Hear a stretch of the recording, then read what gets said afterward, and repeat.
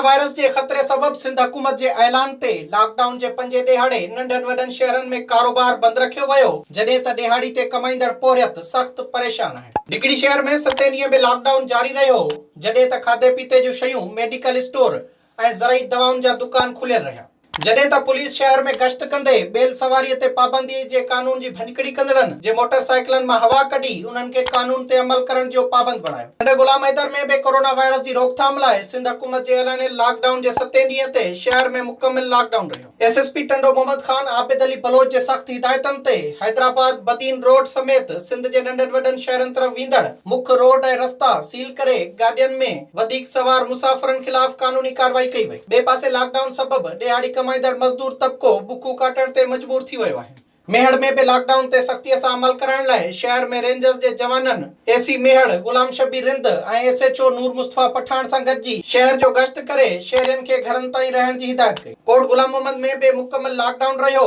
ऐं पुलिस पारां डॉक्टरनि ऐं पैरामेडिकल स्टाफ खे सलामी ॾिनी वई। एसएचओ फरमान अगम पुलिस एहलकार साण करे सिविल अस्पताल जे समूरे स्टाफ खे सलामी ॾिनी।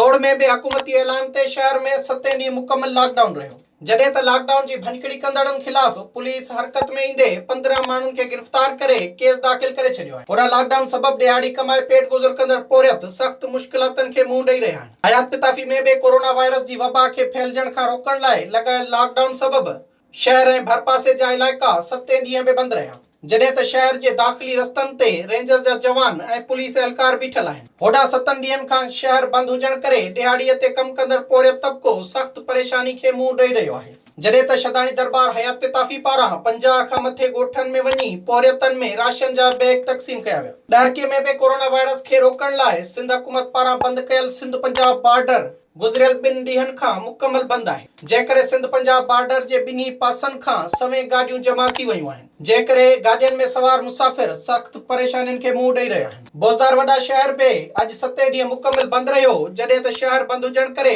पोरियत तबिको सख्त परेशानियुनि खे मुंहुं ॾेई रहियो आहे। बोज़दार वॾा जे शहरियुनि ॿुधायो त 7 ॾींहनि खां शहर बंदि हुजण करे खाद खुराक जी कमी सबब सख्त परेशानी में मुब्तला थियल आहियूं। हुननि चयो त रोज़गार बंदि हुजण करे असांजा बच्चा फाका कशी वारी ज़िंदगी गुज़ारे रहिया आहिनि। विजिट कयो अवामी आवाज़ मीडिया ग्रुप जी वेबसाइट awamiawaz.pk।